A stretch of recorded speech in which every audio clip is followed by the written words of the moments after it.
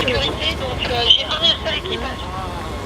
Nous sommes sur un feu à usage d'entrepôt qui stockait des meubles et qui était a priori notamment pour la location de meubles, de meublés dans les théâtres.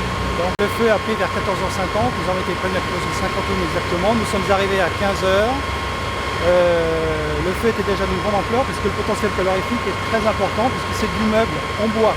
Le bâtiment s'est effondré entièrement et nous n'avons eu aucune victime tant d'un point de vue pompier et d'un point de vue civil. Nous avons établi un certain nombre de lances, 22 exactement, dont des lances à main évidemment, des lances grande puissance puisque le potentiel était énorme et une lance canon qui était directement sur un bras élévateur articulé.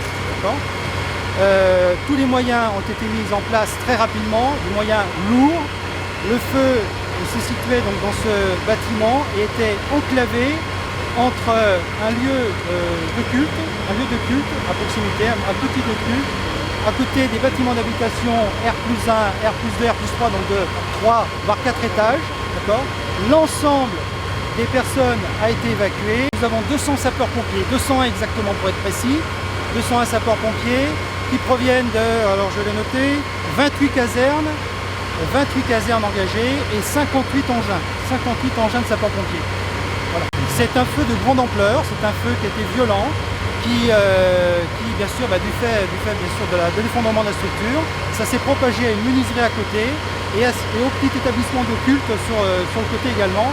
Et lorsque la structure s'est effondrée, ça a emmené avec elle le mur du fond de la mosquée.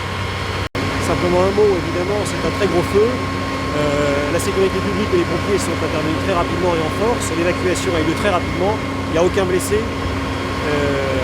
La commune des Gentilly nous a aidés puisqu'elle met à disposition non seulement une salle mais également elle prend en charge le relogement d'un certain nombre des personnes évacuées, la soixantaine de personnes qu'on a dû évacuer dans un hôtel à proximité parce qu'il n'est pas sûr du tout que dans les heures qui viennent ces personnes évacuées pourront revenir chez elles.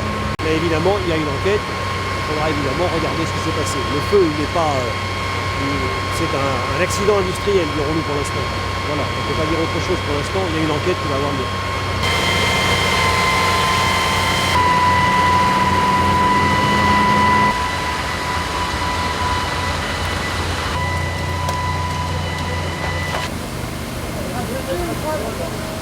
Je